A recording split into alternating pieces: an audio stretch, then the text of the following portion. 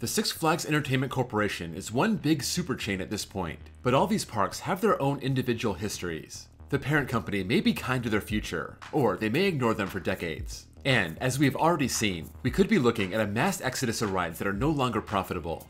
Their time may be up, but it doesn't mean we as fans of the parks don't miss them. Today, let's go around the chain and find the one thing we wish they still had. These are every park's biggest loss.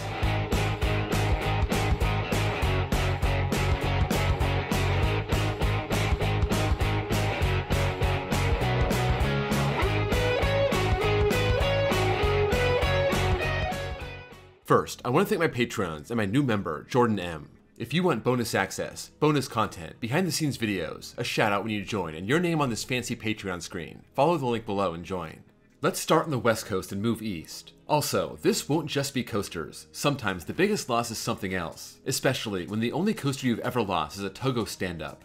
Six Flags Discovery Kingdom, Zonga. This park really hasn't lost that much, but I think they would really benefit from Zonga. This stood in the plot Superman is now, relocated from Astroworld, opening in 2003, and by 2004 it was gone. That's a very short window, and too bad to anyone who decided to wait. This Schwarzkopf was 115 feet tall and had 4 vertical loops, a very unique ride, all those different colors standing out. This would be a big deal if it was still at the park and do a lot for that lineup. California's Great America, Stealth. When this opened as the world's first real flying coaster, it was a big deal. I know, it had a lot of problems, and Paramount, who owned the park at the time, wanted to move it to a park that wasn't so busy, so they sent it to Carowinds, and they've had it for over 20 years. It only got 4 seasons at Great America, and for a lineup that runs kinda thin, this would still be a top-tier coaster at the park. Six Flags Magic Mountain, Logjammer.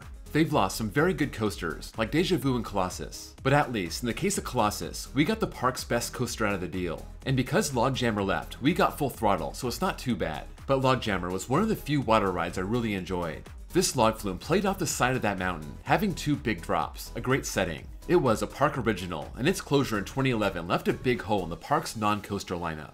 Knott's Berry Farm, Wacky Soapbox Racers. A year after they got their first coaster, they followed up with this Arrow Steeplechase, the only one ever built in America, one of just 2 in the world, starting with a motorcycle theme and later changed to Soapbox Racers, 4 tracks side by side. Not very fast, but having that fun racing factor. This had a long run at the park, 1976 to 1996, removed for Windjammer, and of course, that being removed for Accelerator.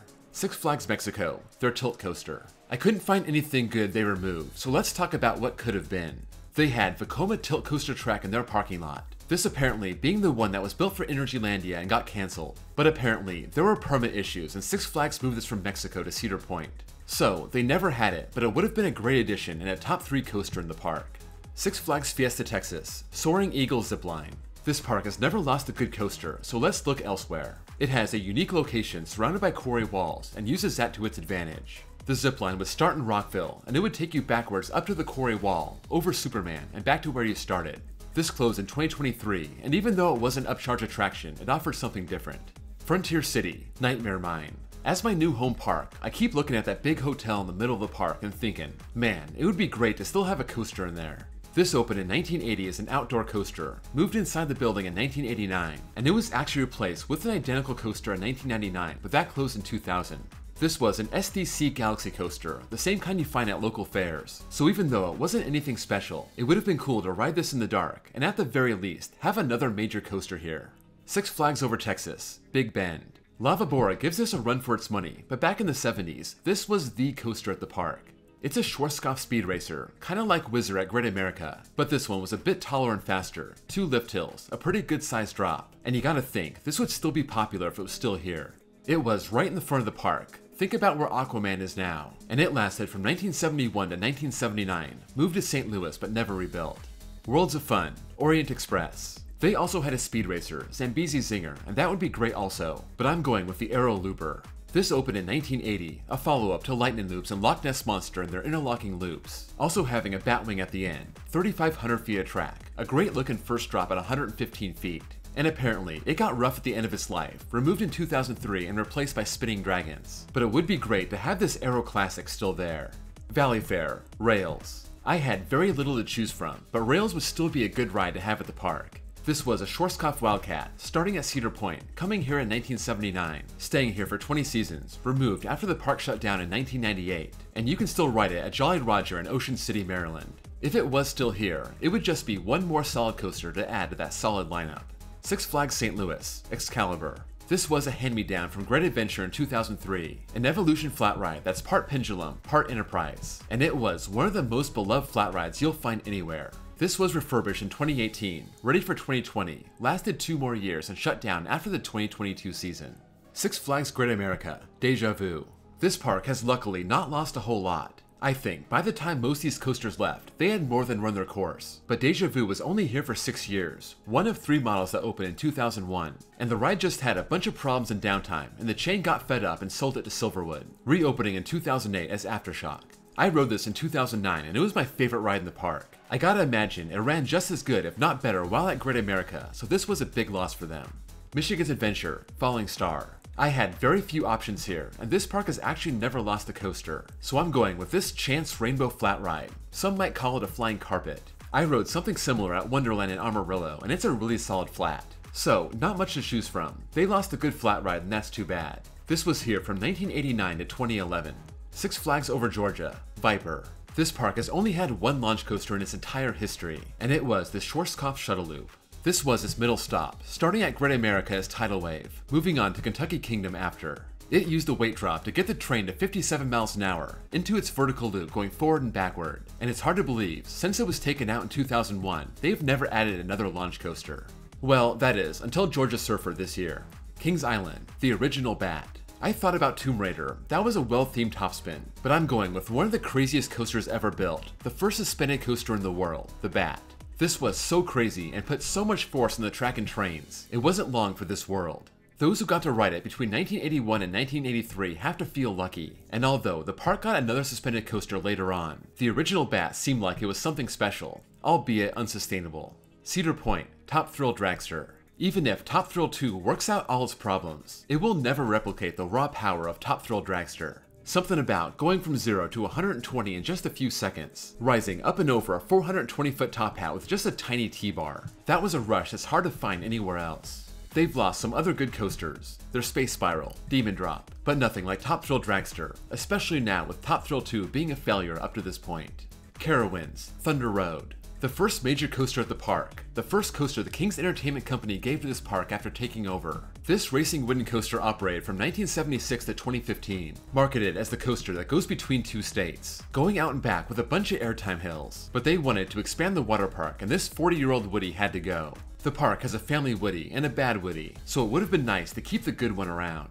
Canada's Wonderland, Action Theater. Paramount installed this in 1994, a motion simulator they added to all their parks at the time, and it saw different shows over its time at the park. Days of Thunder, James Bond, SpongeBob SquarePants, Monsters of the Deep, and it had a good 25-year run at the park, being removed in 2019.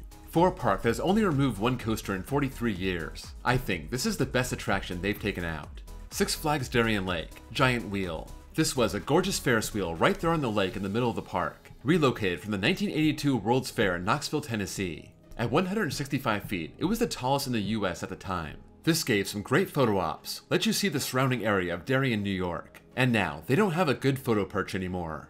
This was taken out after the 2021 season.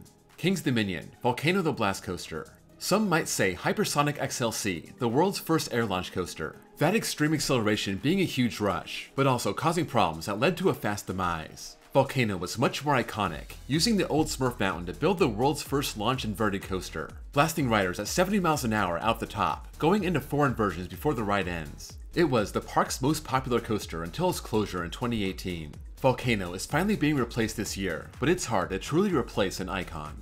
Six Flags America, Python. After Lightning Loop shut down at Great Adventure, one of its sides went to the park known as Wild World, now Six Flags America, and this Aero Shuttle Loop spent 6 seasons at the park, being removed in 1998. This park had a lot of investment after this was taken out, but given the state of this park and how that investment dried up a few years later, it would have been nice to have a really fun classic coaster still here.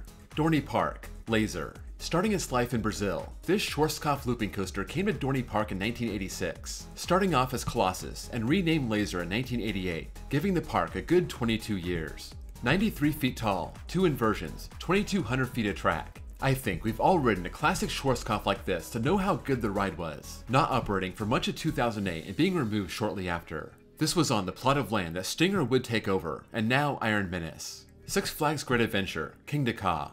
Before this year, I would have said the Chiller. That was one of the top rides in the park's history. Now, they just dumped a bunch of good ones, the best being the Sky Ride, Zumanjaro, and of course King Ka, setting the world record for height and speed when it opened in 2005. Its closure probably being the biggest story of 2024 when all was said and done, the way it was closed without any warning.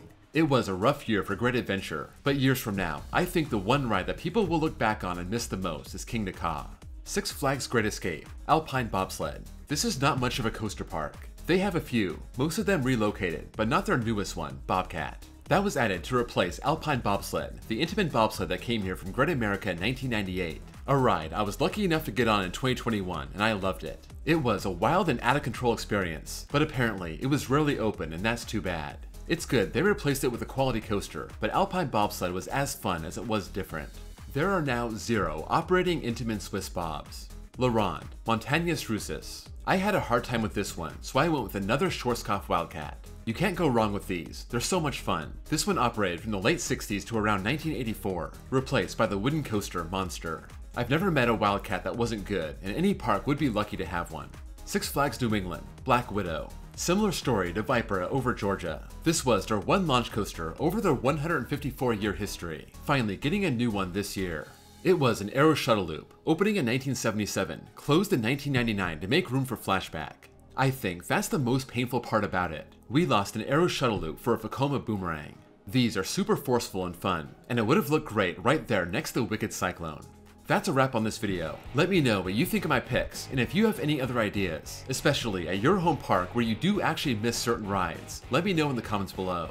If you enjoyed this video, please drop a like, and if you're new here and want to see more like this, please give me a sub. Also, check out my second channel where I post copyright-free off-ride footage. Thank you all for watching, and I'll see you all next time.